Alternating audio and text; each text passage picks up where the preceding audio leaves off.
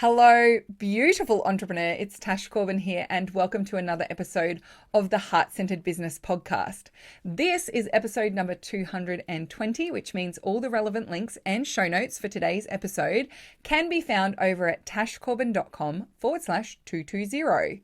In today's episode, we're going to be talking about the fact that business is not just about having an epic strategy, and we're going to check in on your entrepreneurial mindset. So let's dive right in.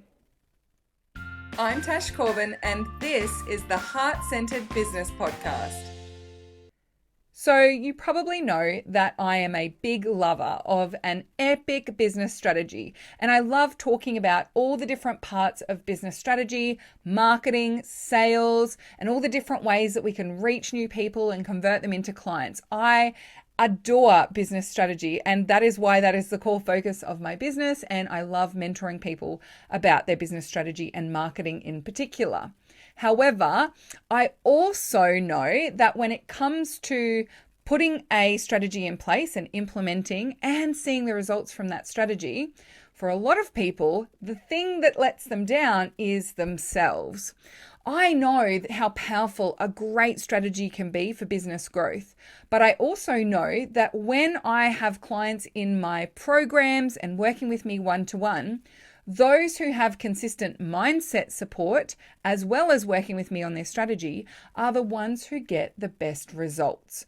So I wanted to talk today about your entrepreneurial mindset, and I've got 6 tips and pieces of advice that you might be interested in just exploring to see if you need to get some extra support with your mindset. I also have a really epic resource for you at the end of today's episode, so make sure you stay tuned for that. So number 1 is the understanding that having your own business and being an entrepreneur is one of the biggest personal development journeys you could ever go on. And simply by acknowledging this, we actually open ourselves up to a lot more of the lessons and paying attention to what's going on between our ears when we are engaging in business activities and trying to grow our business. Think about it. When you start your own business, you are the person with whom the buck stops.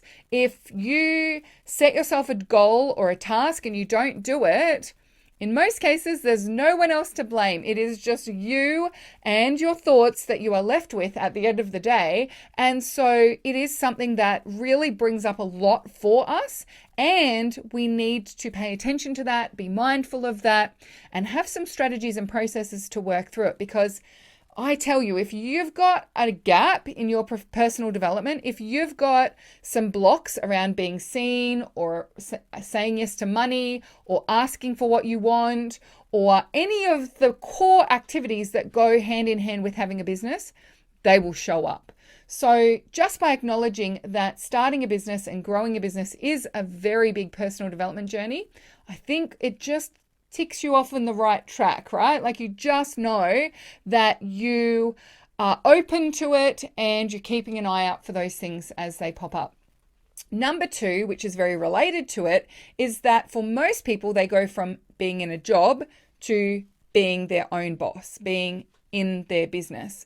And when that happens, you instantly lose the person you normally revert to. So you have no safety net of, well, someone will tell me what to do. Someone will be able to help me decide which thing I should be focusing on. Or if this doesn't work, at least I'm still getting paid because it's not my business. And someone will be able to direct me on what I should be doing instead. There's always someone else to revert to.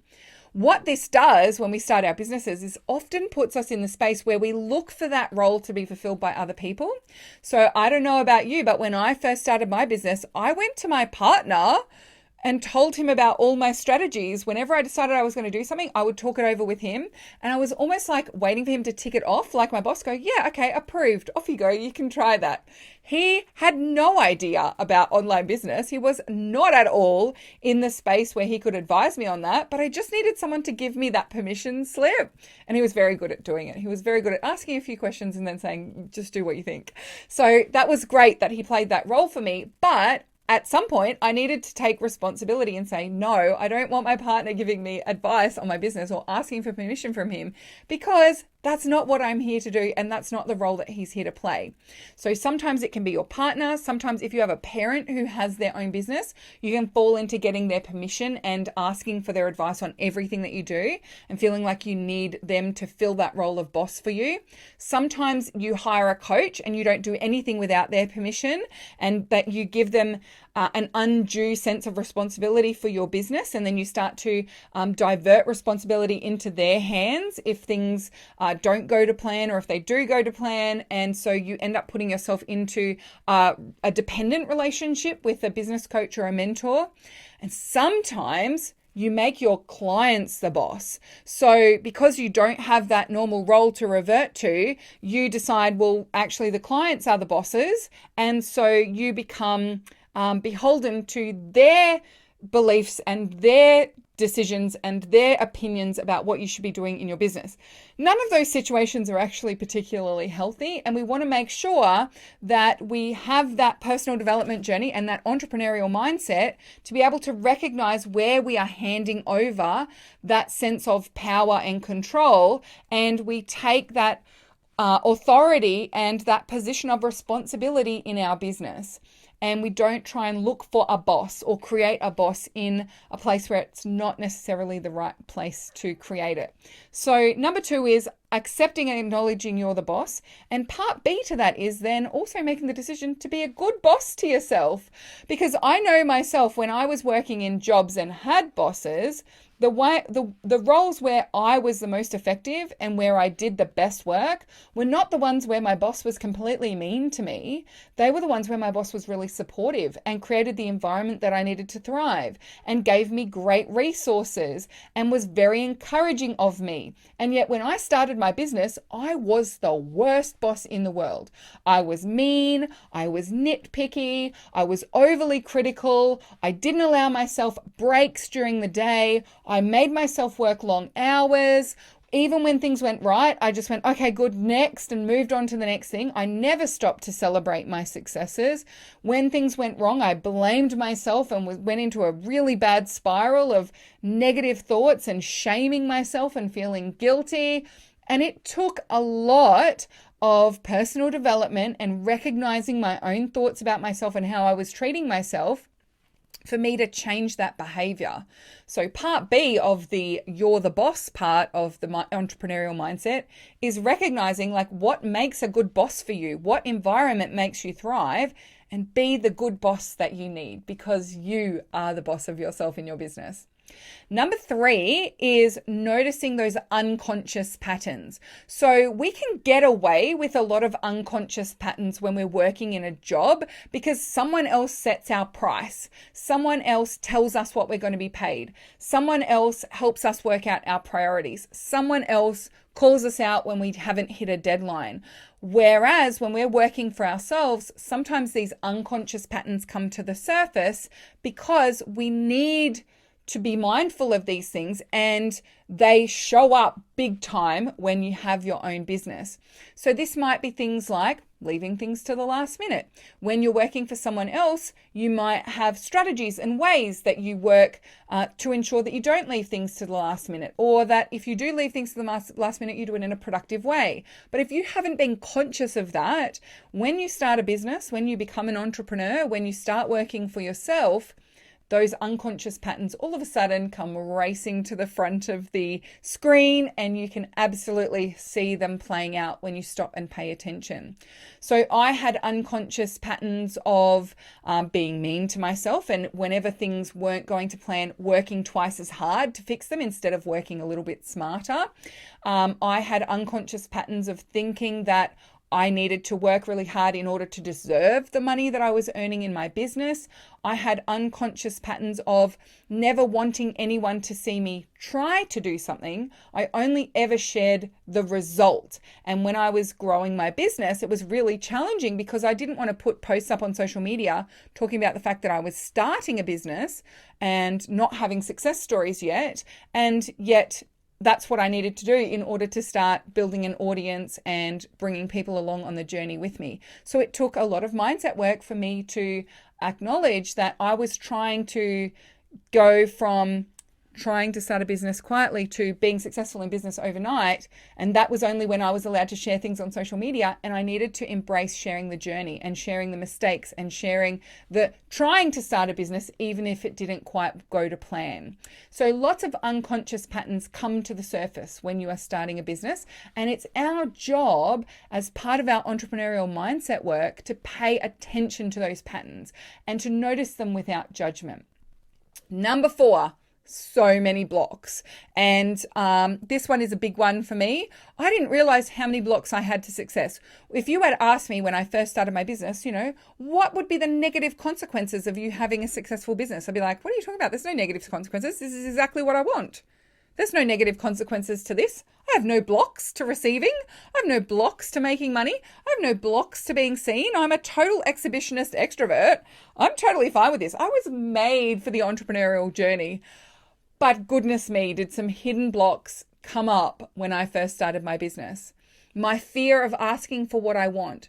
My fear of being seen as failing at something, my fear of being seen as a try-hard, my fear of following up with people when they were late with a payment or had a default on their payments. I didn't want to make anyone uncomfortable. My fear of being seen as salesy or aggressive in my marketing strategies. I had so many blocks: money blocks, visibility blocks, action-taking blocks, results blocks. I had all the blocks, and it was just that I had learned to adapt in the corporate environment so that I could thrive even with these blocks. But when I started my business, I needed to really uncover and clear them. So that was a big one for me, understanding how many blocks come up for us and all the ways that we unconsciously and subconsciously sabotage ourselves, not just in terms of sabotaging the results, but even sabotaging ourselves and stopping ourselves from even taking action. I don't know how many times in the last 7 years since starting my business, I have said, I know what to do, I'm just not doing it. Why am I not doing it? And that is a huge clue that there are some blocks popping up. Number 5 is to remember that no mindset shifts happen just based on theory alone. So it's not until we actually take the action of booking in a sales conversation and totally fudging up that sales conversation that we realize, oh my gosh, I've got blocks about asking for the sale.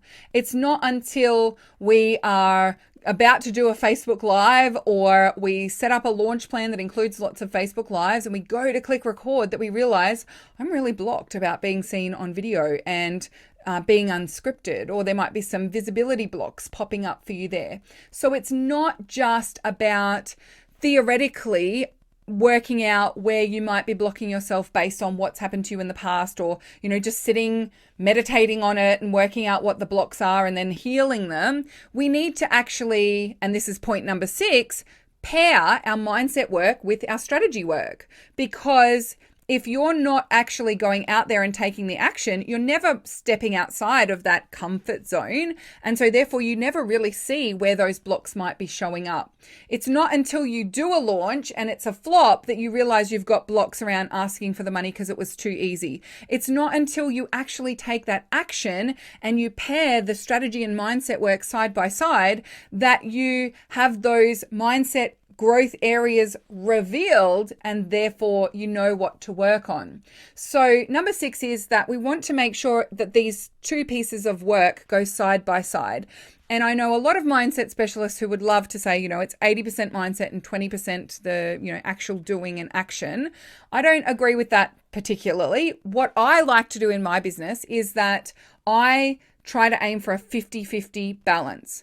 So 50% of the money that I invest in learning is learning business strategy, and 50% is in learning mindset work or getting support from mindset practitioners. 50% of the time that I invest in my business is working on the strategy and implementing the strategy, marketing, social media, delivery, client calls. And 50% of the time that I put in is mindset work. Now, that might seem a bit excessive to a lot of people. And even the mindset practitioners that I hear saying it's 80% mindset, don't put 80% of their time working on their mindset. They're still putting 80% of their time working on the strategy and 20% of their time working on their mindset because they think that they're really fast and effective at it. But I actually think it's a 50-50 thing. But I want to be really clear about this, that for me, going and doing yoga is a mindset practice. So I include that in my mindset time. When I wake up in the morning, going for a long walk, listening to great podcasts, pumping myself up, listening to great music, getting myself in the right headspace for the day, that is mindset work. And then working with a practitioner, doing my EFT in the mornings and tapping in the shower, that is mindset work. Getting advice and support from someone who specializes in money blocks or visibility or some of the self-sabotage that's coming up, that is mindset work as well. So I aim for 50% of my time, my money, and my energy to be dedicated to my business strategy and implementing strategy. And 50% of my time, my energy, and my money goes into 50% of goes into my mindset and working on and implementing mindset work. So that's how I find that balance and get it working side by side. And it has really served me well as I've grown my business over the years. Now, I did promise you at the end of this episode, I have a special resource for you, and it is my new Udemy course. This is called the 30-Day Business Blast. And if you are looking to pair the mindset and the strategy, it is the perfect balance because every second day is strategy work and every other day is mindset work. So this program is the one in which you set yourself a stretch income goal, and a nice juicy stretch income goal, and I show you how to do that for a 30-day period. And then over 30 days, you do one teensy module a day, and it alternates between strategy and mindset, strategy and mindset, strategy and mindset over the course of the 30 days. The strategy work includes how to improve your sales conversations, how to follow up with people, how to articulate your message more effectively, how to get out and reach more people on social media. The mindset stuff is about uncovering the different blocks, modalities and strategies I use for mindset work, journaling tips, and ways that you can expand your capacity to receive. So it's a really powerhouse combination of strategy and mindset.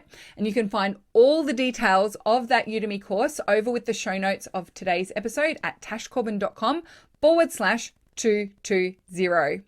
Thank you so much for joining me for this episode of the Heart Centered Business Podcast. I've been Tash Corbin. You have been a fabulous listener. And until next time, I cannot wait to see you shine. Bye for now. Would you like more tips, tools, and resources to help you grow your heart-centered business? Head to tashcorbin.com today.